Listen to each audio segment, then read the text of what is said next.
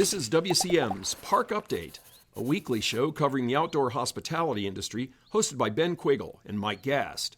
During each episode, you'll hear from special guests and campground experts on topics that will help your park flourish. WCM's Park Update is a production of Woodall's Campground Magazine. Hi, this is Ben Quiggle, editor of Woodall's Campground Magazine, and welcome to another edition of WCM's Park Update. My co-host is Mike Gast, Vice President of Communications of Campgrounds of America. And our guest today is somebody that I've known for a while, Amy Wirtz, who owns the Family Business Consulting Group. And I guess, where is that based out of, Amy? So Family Business Consulting Group is an agency I work for. Okay. And it's based out of Chicago. We have approximately 30 consultants right now that focus on helping family businesses succeed in legacy development and transfer of either their business or their wealth. We look at transfer including values, missions, and family relationships as well. So, and I think the first time I met you, I heard you speak at the Ohio Campground Owners Association before COVID, and you were kind of talking about all of that stuff. I guess, so do you go around to a lot of different conferences and kind of talk about like family, like transfers and working with family and different things? I do.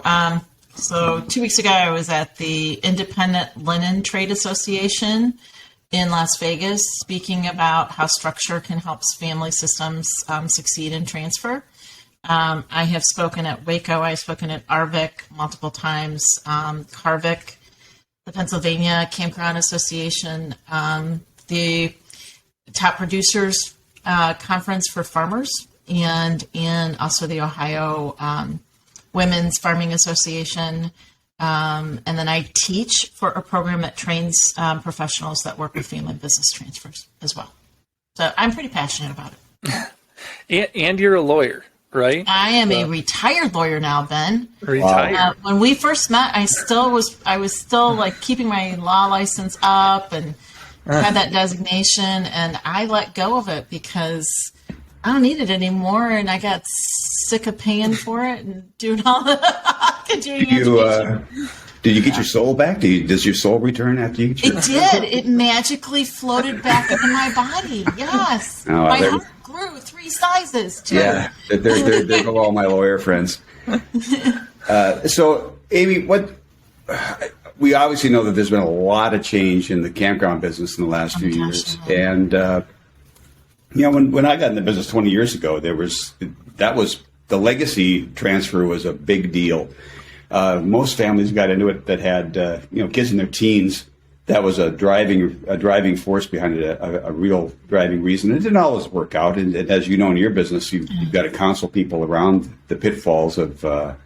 Sometimes it's not the best thing when a kid has raised his entire youth is spent on a campground, and then you say, okay, here's the keys, now it's yours. That might be not what they want in the end. But it's got to become much more complicated now when you see these valuations for campgrounds exploding to the point where the kids may not be able to afford to own the campground anymore.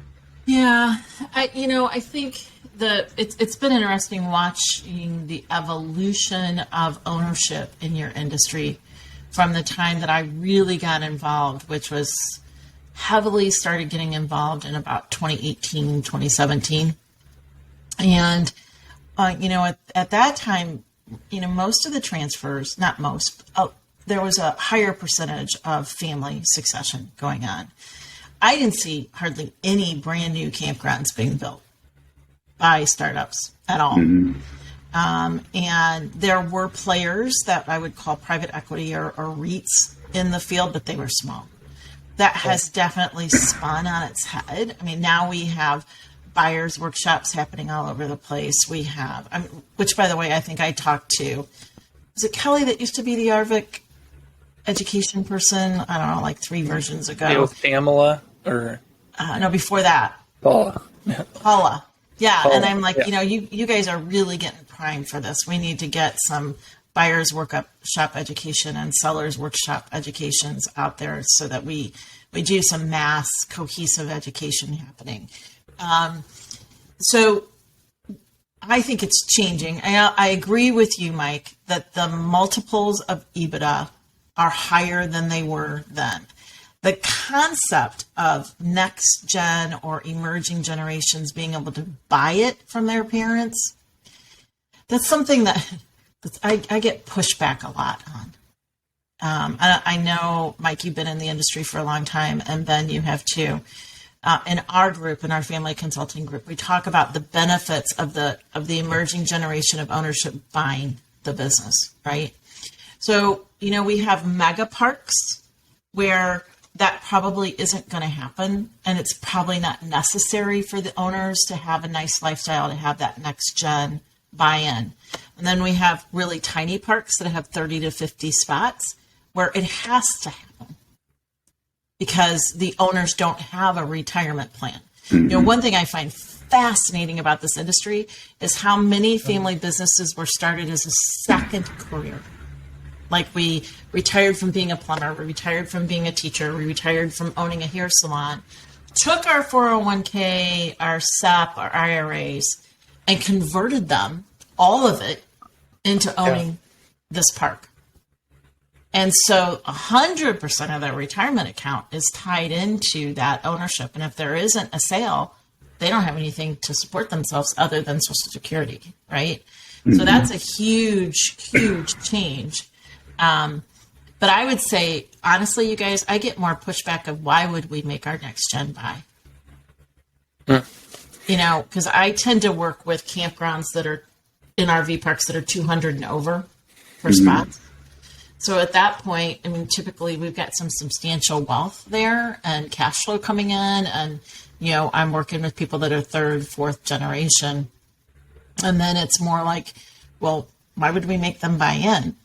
And I get that's a lot of culture pushback, right? Because then I have to pay capital gains.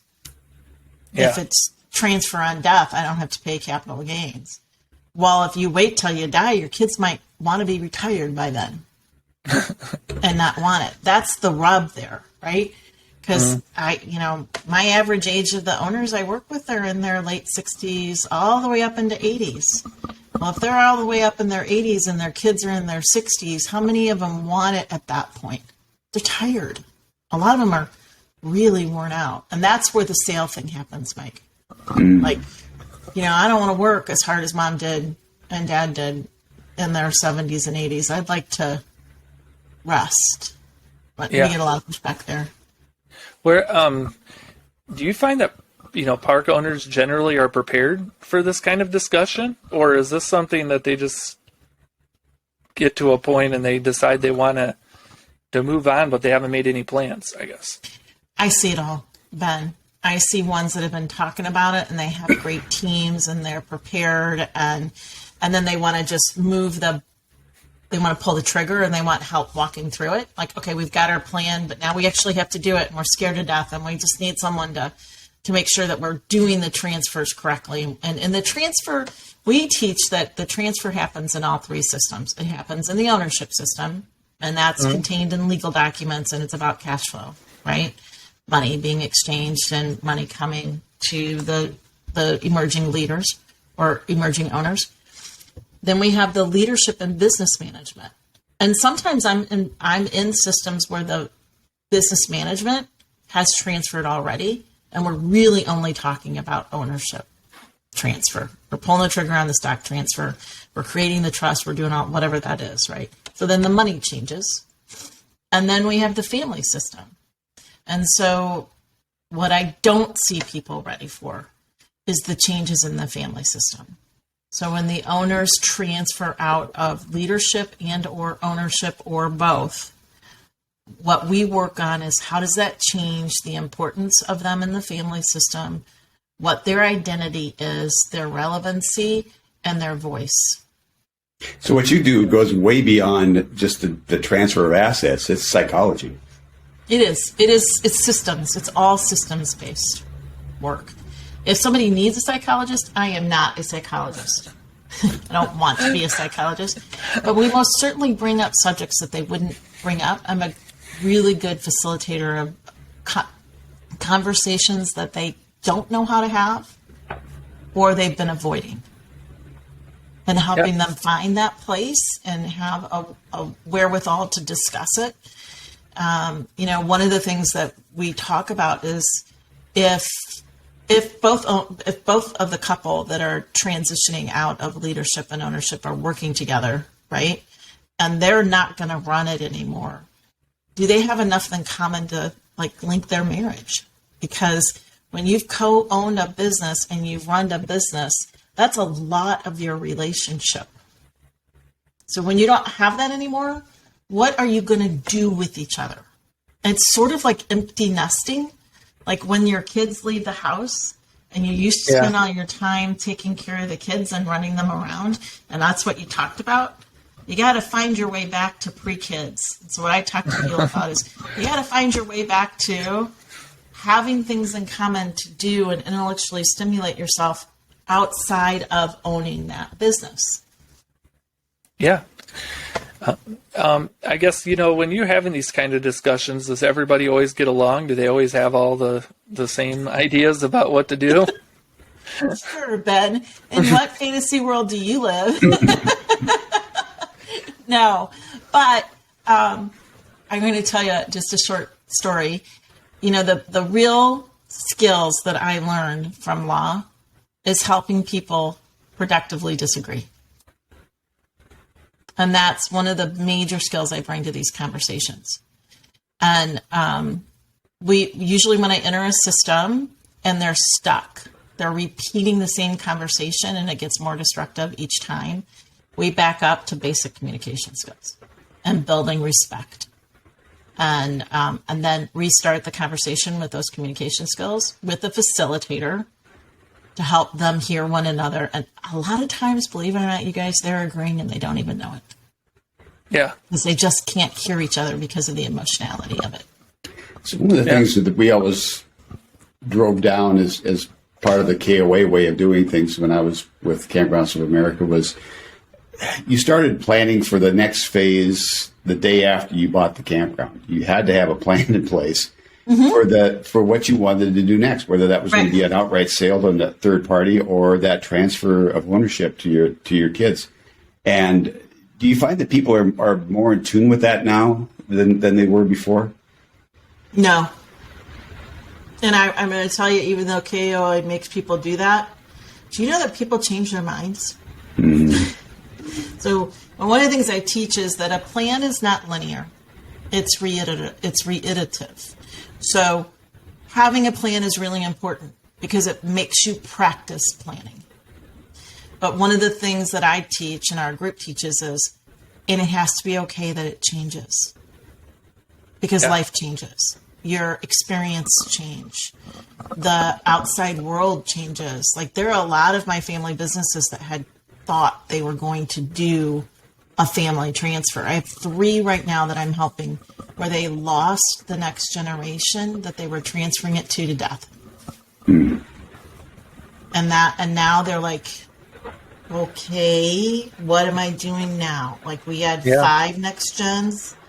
I have one family that's really sad. They had 5 next gens taking over the entity and they're down to 2. Wow. And they've had 3 deaths in 2.5 years.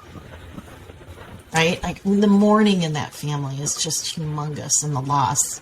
And they had to wait till they could even talk about it, right? And deal with that. So I do believe that what KOA is teaching is critical because it makes them practice planning. It makes them ready for contingencies, right? But what I find is people get stuck that they have to stick with that plan that they created 15 years ago, and it's not relevant anymore because now we're getting these huge multiples, right? And they're actually better off selling and starting a whole nother business. Yeah. Mm-hmm. Or letting the next generation figure out what they want to do. Right? Another phenomenon I noticed in the last 5 years is that we had a lot of small campground owners who decided to get that next location down the road, third location down the road, and all of a sudden there's that small family has 4 or 5 campgrounds in place. How complicated does that get from your side? Actually helps, if you want to know the truth, especially if it's in sibling or cousin generation ownership, because it can help them have an identity that's individual amongst the cluster of the family unit. So if I have 6 kids, right, and 2 don't work in the business, but 4 do, and I've got 4 campgrounds spread over 6 states, right, or I'm sorry, 4 campgrounds spread over 4 states, we can kind of give them an identity by associating with one campground. Yeah. You know, it lets them to have some individuality. Now, the complexity of the wealth planning, the complexity of investment, where do we put our capital budgets? Which one do we grow? Do we look at it as a roll-up financials? Do we look at it as individuals? How do we make decisions if one of these is losing money and the other ones are not, right? Like, what does that look like? You know, I think it's all of the above. It's complicated and it's not. I'm not giving you one answer. Sorry, Mike. Well, we have to take a break real quick to recognize our sponsor, and we'll be right back with Amy. WCM's Park Update is being brought to you by Woodall's Campground Magazine. For over 5 decades, Woodall's Campground Magazine has aimed to provide park owners and operators with the relevant industry news they need to run their businesses more efficiently. As times have changed, so has Woodall's Campground Magazine.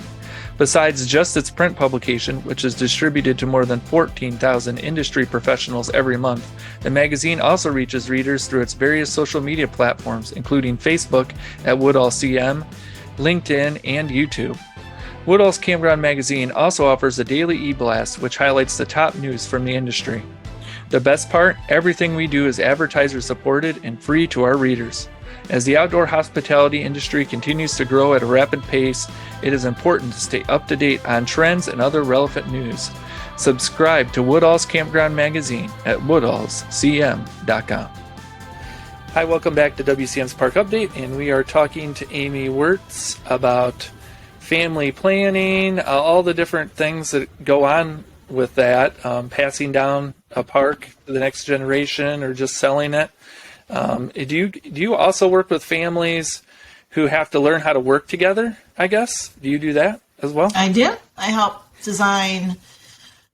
So depending on the family and where they want me to be, but I have gone as much to helping them design job descriptions, roles and responsibilities, reporting and organizational structures. Yeah. Help them do manuals, help them decide how, like systems. How are we going to report to one another? Who has authority? Who has input? How is that going to work? And then employment policies for family and non-family, investment policies for families, and where are we going to put our capital? Those kind of things we talked about before break. Yeah, absolutely. I know. Like on the tax side, how do they handle paying everyone? I guess when you're in a family unit, are they supposed to get their own paycheck, or how does that work? So again, when we're talking about size of park, makes a huge difference, right? Yeah. The smaller the park, the less employees they have. So I'm usually seeing a 30 to 50 site park going from one couple to another couple, right? Maybe during that transition, somebody will work for very little pay to learn the business, and then they make that part of the purchase price. In larger parks, I see we have a lot of conversation about how do you fairly set compensation for family members and non-family members. What does that look like, and how does that impact cash flow for the owners? There's a huge opportunity for education in that area in your industry. And it's not just your industry, it's pretty much in all family businesses. But we do a lot of wage comparison. We look up data. We talk to them about why it's important to have standardization of wages, and then look at, okay, so if we're underpaying or we're overpaying, because I've seen both, right? What does that do to the ownership system and the family system in the long term? And we just use data and we do comparisons. And your agency or your industry does have a lot of data that is researchable and that can be put out there on these issues. And knowledge is power for family-owned companies. It really is. So do you see yourself getting involved with these campgrounds at an earlier stage in their ownership than before? No, they are not doing that. Do you suggest that? Yes. I am not helpful at formation. I'm not helpful probably in the first 5 years of ownership unless they are buying an ongoing operation that's fairly large, right? But if you're transferring a 30-site park over, I'm probably not going to be that helpful unless you're getting ready to transfer it out and getting ready to sell it and trying to figure out that process and alignment in the owner's decision making. But I would say if we are looking at a transition that's up and coming for leadership, ownership, trying to pick what family members are going to work in the business and what family members are not going to work in the business, that's a good time to bring someone in like me to help facilitate some of those conversations and bring knowledge in. So a new part of our industry, I guess, is glamping, and we all sort of understand what glamping is now. But as you move around the country, it's as to how people are getting into glamping. Some of them are adding a unit or two onto an existing campground. Some of them are scraping bare dirt and starting from scratch on the land that they may own. Are you getting involved with the glamping side of the business too? I have gotten involved with some farmers that I work with that have decided to do some glamping as a side business, but I haven't been necessarily brought in by a REIT or by existing, campgrounds that say, Amy, we want to talk about glamping and bringing that in as part of our business. But, one of the things I see is I get drawn into other family businesses that are large real estate holding companies that own commercial real estate and storage facilities, to be a consultant about the industry and whether they should go into the industry because of the rate of returns. And there's a lot of scuttlebutt out there about get a campground, get an RV park, man, you can make money and you roll these suckers up and sell them. And, we're getting better rates of return on that than we will on our commercial real estate. And so I come in and talk about the realities of owning hospitality outdoor businesses. This is not, you're going to buy an RV park that's got 150 spots and has bathhouses and has pools and has event planning and activities, and we're creating an experience. Owning that is 360 degrees different than owning a storage unit, right? And so that's fun. I really have a good time doing that because I've learned a lot from all of you in my time being in this industry. We also talk about having, a facility where you're hiring professional managers and your industry is struggling to find qualified long-term professional managers. And what I say is, hey, you can find professional managers, but you have this park. And you are contracted to give services with the people that have made reservations. And in the July 4th weekend, when your manager walks out, are you ready to go over there and run it? Because that's what it takes. Yeah. Yeah. And it's hard work. I put RV campground owners at the same level I do farmers. You live on it. The ground is in your blood. The industry is in your brain. It never stops. Same as farmers. And you have a lot of the same tax planning issues and succession issues in both industries. They mirror one another a lot. Yeah, I know the land for farmers is getting super expensive. So, just like if you want to go into this industry and you want to buy one, it's super expensive. Yeah. Yeah. I guess, have you noticed more of a shift towards corporate owners in what you do, I guess? Yes. I mean, from our perspectives, we can definitely see a shift, and I think we talk about it quite often on the show. So I think, what I'm most worried about for this industry is the change in relationship between our community of owners. Your industry has the most amazing people working in it. They're hardworking, they're salt of the earth people, they're giving of their knowledge, they help one another, their cooperation instead of competition approach to business has elevated this industry to where it is today. yeah, And what I'm afraid of as we get bigger corporations in owning multiple parks, that will shift the culture of our industry and make it less welcoming and more exclusive instead of inclusive. the great thing is. Go ahead. Go ahead, Ben. The great thing is when I go to these conferences, we do see the corporate. I know Sun Outdoors, they send their managers, and it's still kind of, the managers love coming. They still their family. I don't know if it's a family environment, but it's still friendly, cooperative. They love being part of this industry the way it is now. So hopefully that continues and it doesn't go the other way. So Yeah. So we've had a huge influx of new campers, new RVers into the industry, and campgrounds are busy. They're full. Their occupancy rates are just screwy. I mean, there is no and there is no I don't work on Sundays and Mondays anymore. I mean, it's a 7-day a week job, and if you are full season, you never get away. Is the burnout factor something you've seen rise in the last couple of years? A lot. There have been more transfers speeding up because of the burnout factor. I'm seeing more discussion about, I'm ready to get out, I'm tired, I can't keep doing this. Unfortunately, it's not just the owners that are saying that. It's the managers and the workers. So my question is, how do we transfer all of those systems at one time because we're burned out?